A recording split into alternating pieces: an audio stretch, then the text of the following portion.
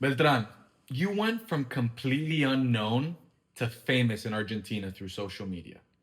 What was the moment that you realized, holy shit, this is actually working? Well, it started when we sold our first apartment because a person had seen us on social media.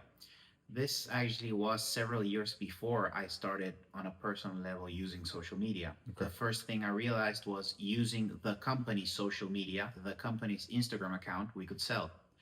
And there was a series of things I realized throughout the years. The first was posting on Instagram gives me more sales. So I would post pictures of buildings. Then I realized posting videos brings me even more sales.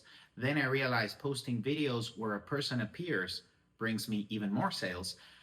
One of the last conclusions I had was videos where I appear bring me more sales. And the last thing I found out was posting a video of myself on my personal account brings me even more sales than posting it in the company's account. And that's where I discovered this thing called like a personal brand, which I was Okay. not aware of, which basically means instead of posting a video, a commercial video on your company's website or on your company's social media, you post it on your own. And the purpose is the same. You want leads, which then turn into visits, which then turn into sales, which then turn into cash. Yeah. So that's when I started, and I realized, it was working because the more people I reached on social media, the more leads I had. The more leads I had, the more visits, the more visits, the more sales, the more sales, the more cash. So basically, the equation was more reach on social media, more cash. Less reach on social media, less cash. Shows a direct correlation between the social media performance and the cash that you were getting into your company. Yes, I can predict how much cash we'll be collecting in our company because I look at the amount of people reached on social media.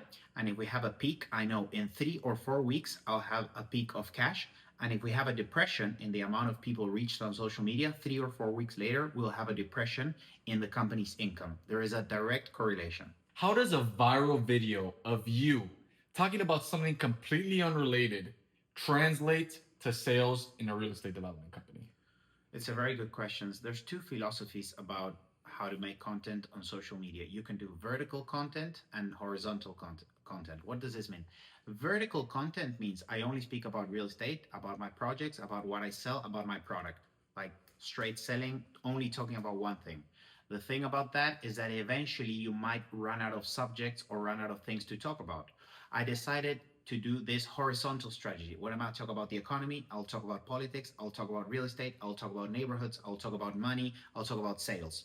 And this way I reach a lot more people, maybe not so qualifiedly. They're not that qualified, but they know me, they know who I am, they know what I sell, and they know my company. So I went with this horizontal strategy.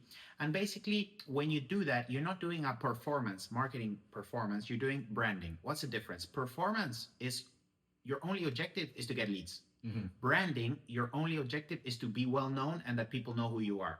So my strategy on social media has become a branding strategy. So what I look for there is people to know me, people to know my company, to know what I sell. And then you might not buy an apartment from me. You probably never will.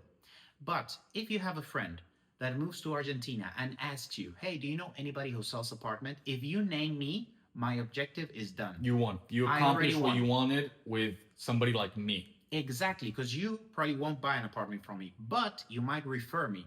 And when you send me a referral is very easy to sell to because he's already heard good things about you.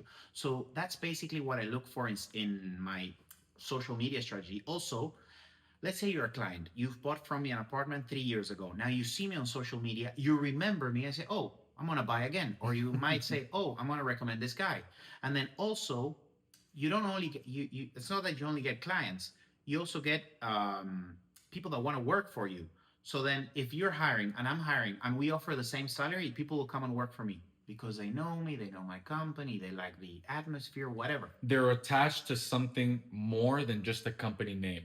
Exactly. It's the brand, the purpose that comes with it, almost like the fame that comes alongside that. Exactly. And what we started noticing when we hired people 4 years ago, it would take them about 5 months to get adapted to the company, to fit in well.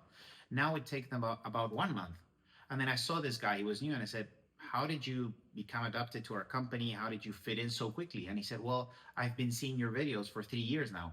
So I know how you think. I know what you like. I know what you dislike. I know what kind of stuff you tend to award.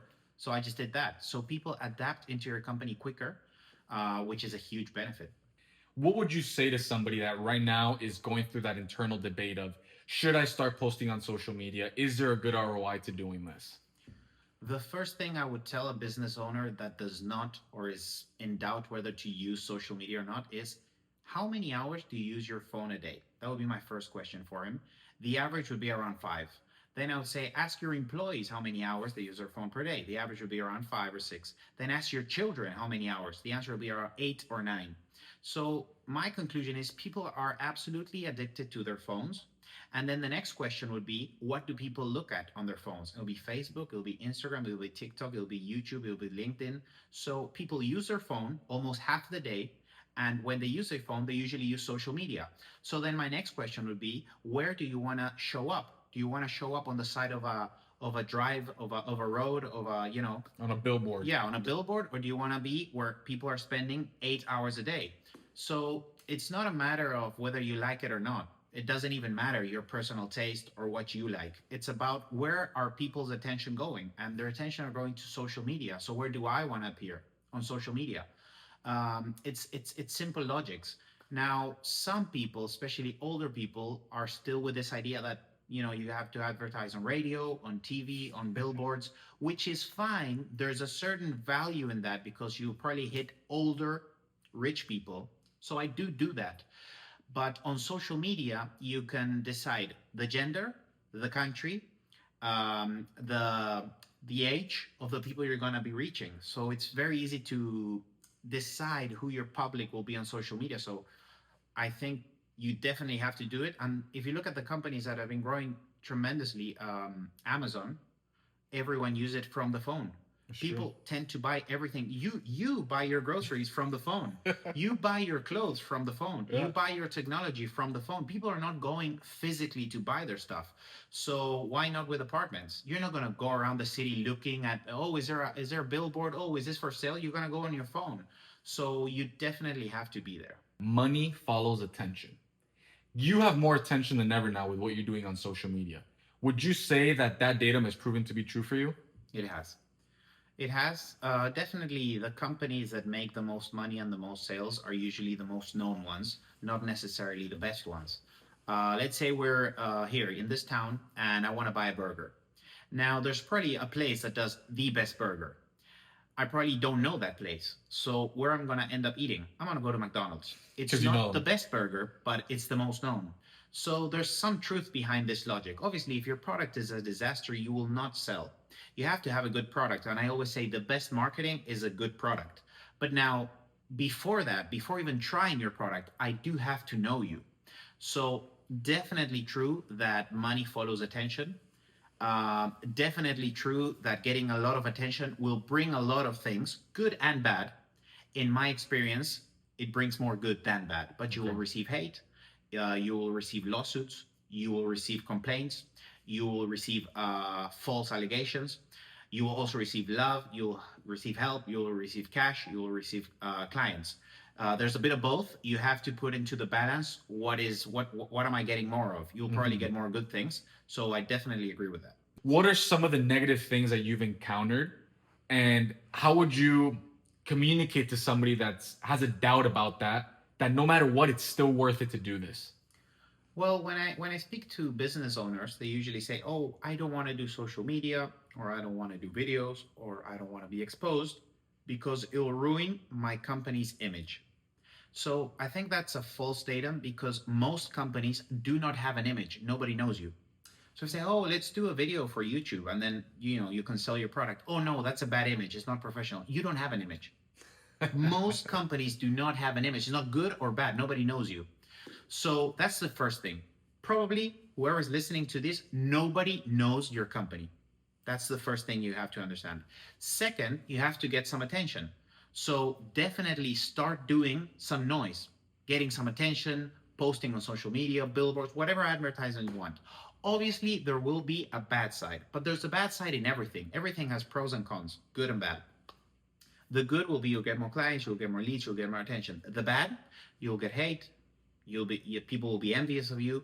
Now, if we have to criticize someone, who are we going to criticize? The best. So if you become the best, you will be the most criticized. But the good, as I said earlier, is more and more abundant than the bad. It completely outweighs the bad. Exactly. Now people tend to focus on the bad. Like, I know this. You might post a picture of an apartment you're selling, and there's going to be 200 comments. 190 super positive. I'm interested. Give me more information. 10 criticizing it, and people go, "Oh no, everybody's criticizing it. Oh no, people hate it." So you have to put your focus on the good. And when you look at the good, it tends to become bigger and to grow. And when I have bad comments, I reply all the good ones. Thank you. I'm going to send you a message. I'll send you the information. And the bad, just ignore it. Just ignore them. Yeah. If anything, they even push the reach on your video because it's more engagement. Of course. That's true. Can you talk to us a little bit about how speed and volume have helped you get to where you are? Of course. I always say that volume is above quality. And the only way to discover true quality is through a bunch of quantity. When you do a lot of whatever, let's say you do a lot of buildings, let's say you do a lot of videos, let's say you do a lot of ads, you try a lot of things. And then let's say you did 10 ads, and then you find 7 ads are not really working, they're not getting you any clients, but 3 are. Now you know which 3 work. Now, if you wouldn't have done that amount of quantity, you would have never found out which 3 ads do work. So the only way to really perfect your product, your doingness, your actions, is through a lot of quantity, and then having enough self-critic to understand, okay, this worked, this didn't. Be objective and then say, okay, let's do more of what did work. Yeah. But that has been my philosophy, even with contractors. Okay, I'm going to hire this guy. This guy's going to do this part of the building. Oh, he works really bad. I'm not going to hire him anymore. And then throughout the years, you understand which contractors are very good for your buildings. Okay, but you can only do that through trying, through doing. Now, I do think it's an excuse from people that say, oh, I'm a perfectionist. That's an excuse to not do something, to not go for it.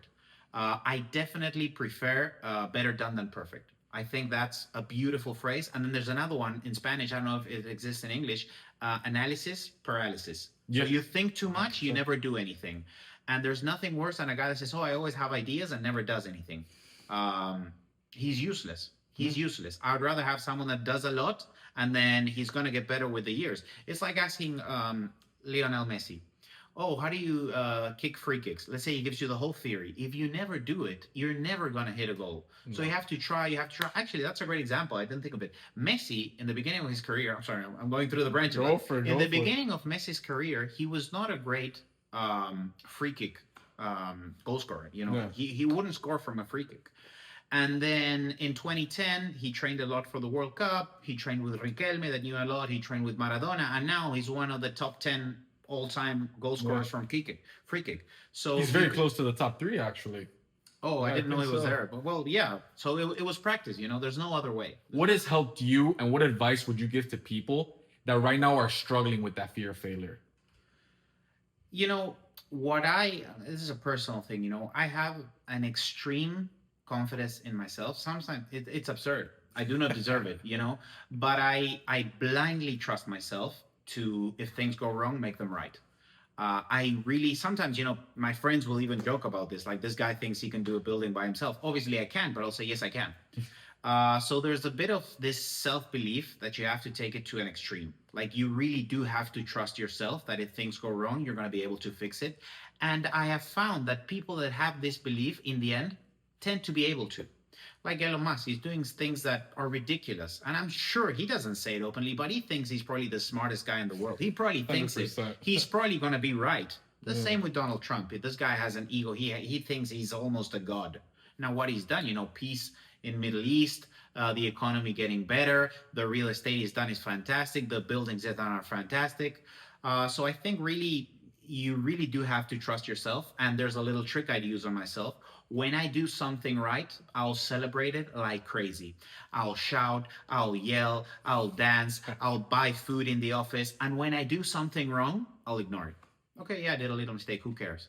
No, but you just lost You don't get $10,000. stuck in the loss. I don't You don't care. get stuck there. I don't care about that. Fine, whatever. I did a mistake. And when I do something right, let's say I win $100 for the company. I am the Warren Buffett of real estate. I am the king. I am number one. It's a little trick. And then through time, you're going to start thinking, oh, you're going to start accumulating wins. And that gives you more wins confidence. gives you confidence. And then you say, oh, I can do this. And then others perceive that. And they say, oh, I want to do business with you. It just you just have to feed yourself with these wins, with a little triumph, and then your confidence goes up. And then when your confidence goes up, something goes wrong, you say, oh, I'm going to fix this easily. And then magically you do. Yeah. Let's talk about Donald Trump for a little bit. He is one of the, if not the most famous real estate developer in the world. And he's great at marketing. Yeah. What do we have to learn from somebody like that? Well, I definitely agree with you. He's probably one of the most well-known real estate developers on earth right now. What we have to learn from him is the following. He does know how to get people's attention. And one thing we can all agree on, he doesn't necessarily get good attention for himself and from his company, but he has attention. He has all newspapers talking about it, all the radios talking about him, all the TV shows talking about him. And he has been doing this since 1985. So it's been 40 years of the guy being on TV every day. Now, more than half of the TV shows and people that talk about him insult him. Okay, more than half. Now, he's been voted twice into president. He has over $7 billion net worth. So he has definitely been an artist at this. But he was so good at this that in the 80s and in the 90s especially, he would call, and with a fake name, he would call reporters and tell the reporters stories about himself, about Donald Trump, with a fake name. In the 2000s, he would do this with another fake name to tell the reporters about Trump's latest affair or latest girlfriend. He was so crazy about getting attention. He created his TV series, The Apprentice, where he really became. You're fired. You're fired. Yeah, he became super popular. The two words that made America great. Yeah. You're fired. So the guy was an expert at getting attention. He was definitely able to do deals. Then another way, he was always promoting. First, his buildings. Literally had his surname. Then he did a board game. It was Trump board game, like a sort of Monopoly. Then he did The Art of the Deal, a best-selling book. He did several books, but The Art of the Deal was the best one. This guy is crazy about promotion. 24/7's promoting. If you look at him, he's always got a camera on him. So there's a lot to copy there. Everything he did, he made sure everybody knew. When he had a triumph, he made sure everybody knew. So he's, from the marketing and public relations viewpoint, one of the most successful in the business world. Trump became a celebrity being a businessman. That is not normal. Businessmen are not celebrities at all. Now, Trump is a businessman and he is a celebrity. Why? Because he used this concept called positioning to put his name next to these superstars. And he's the king of that. I've done that myself a lot. And it really saves you thousands of dollars on ads because you use the thousands of dollars the other guys used, and you just use his brand to position your own. So much easier for somebody to understand it that way. Exactly. Because you're giving them a reference point that they absolutely know. Exactly. Instead of having to explain it from scratch. 100%. What made you take that risk? And what made you want to do it on your own rather than something that was more considered safe? Well, throughout my career, when I worked with this other company, I learned a lot. The most important thing I learned were the contacts of clients, investors, suppliers, architects, builders. And at one point, I'm young, I'm 26 just now. And, I had a certain velocity I wanted the company to grow at. And I wanted a certain size for the company, bigger than it actually was. And then, there was a difference with some other partners that didn't have my age. I was by far the youngest and didn't want to go through the hell growing a company implies.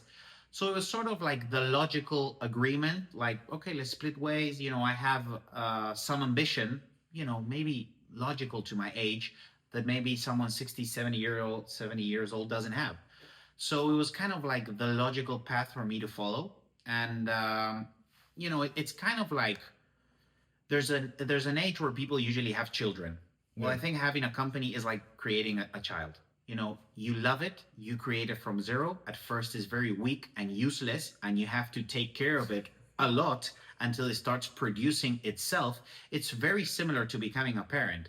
And I think I'm at an age where it makes a lot of sense. I have a financial situation where I can be in a company for a while without the company, giving me money for me to live, and it's part of the ambition. And you you never fully have full control of a company you're not the founder of, because the founder of a company states what the company's about, what the company does, the company's values, Where and it's then going. exactly, and then an executive will push those aims. So there's a difference between a founder and an executive. So I used to be an executive, and I would push the aims and the purposes the founder created. Now, when you create your own company, you are the founder. So you decide what you want to do, how you want to do it, who you want to sell to, and the aims of your company. And now I'm in a position where I have to get good executives, a good second line of command for them to execute my aims. It's a totally complete different role. People think it's the same. It's not the same.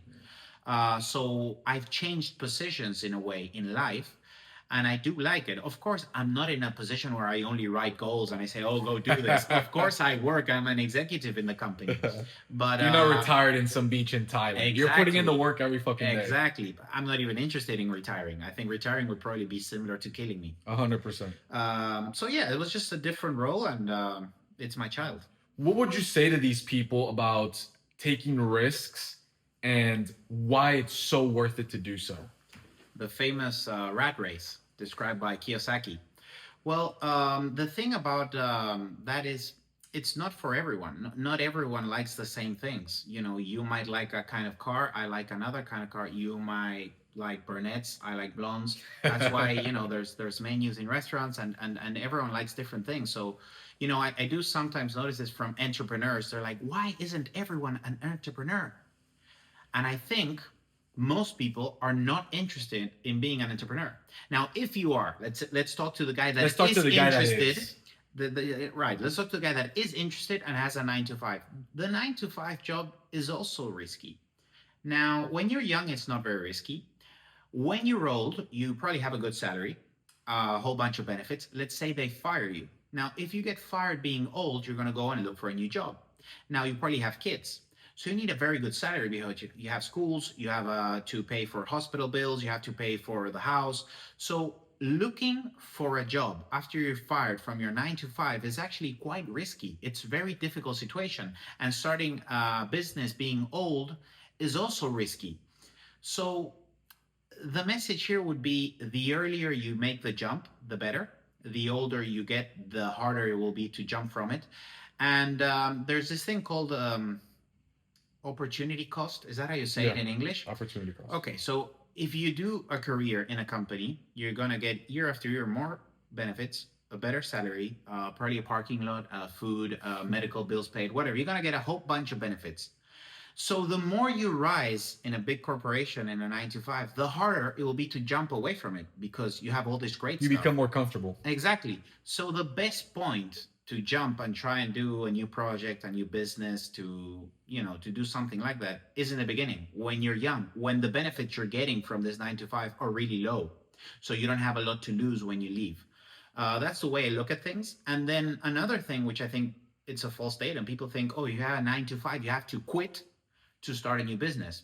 When I say, listen, you have a 9 to 5, perfect. From 6 to 12, you can try and start your new business. And when your new business is giving you more money than your 9 to 5, only then abandon your 9 to 5. At that point, you quit. Exactly. I don't think you have to quit to your job because you're starting something new, some new business. Actually, Grant Cardone says this, never quit flow of income. And he even says the holy grail of financial freedom is multiple flows of income.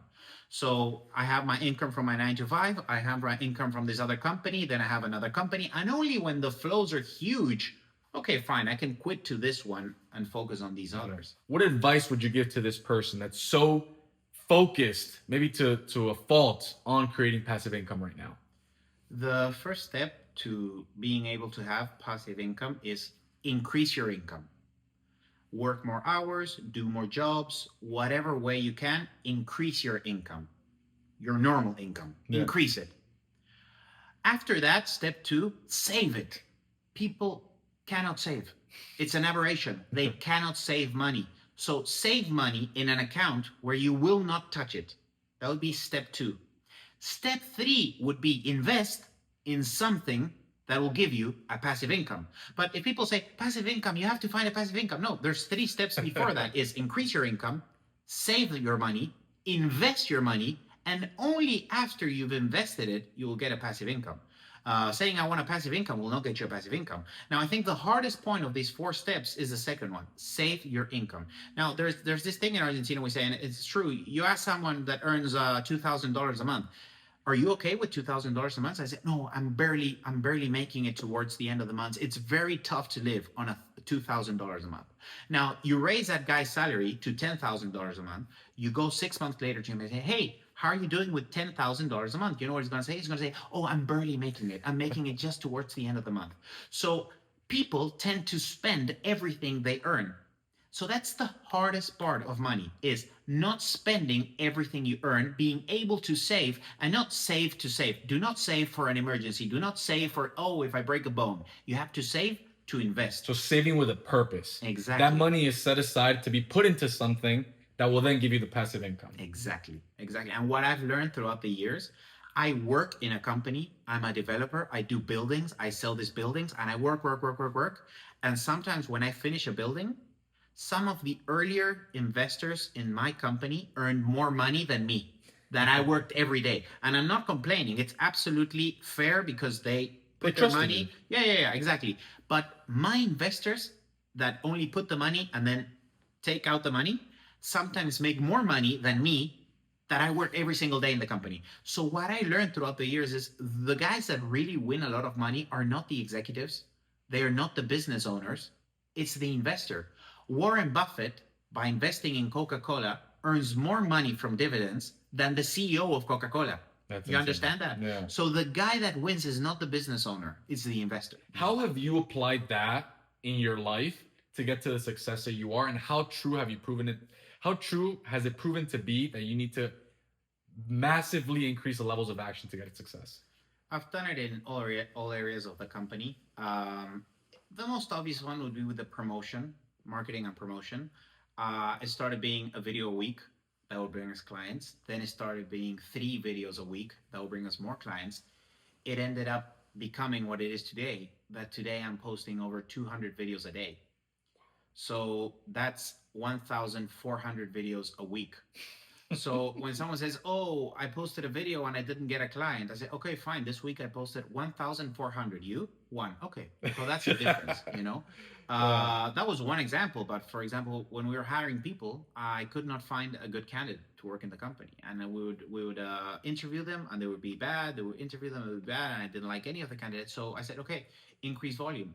Let's do over 100 interviews a week, and we'll eventually find the candidate. And we did that, and we found fantastic people to work in our company. And people are actually, when I say people, I mean employees are actually one of the biggest assets a company has. 100%. And we started finding fantastic assets, so the company's income increased. But it was through a lot of quantity. Again, definitely applied that to my life.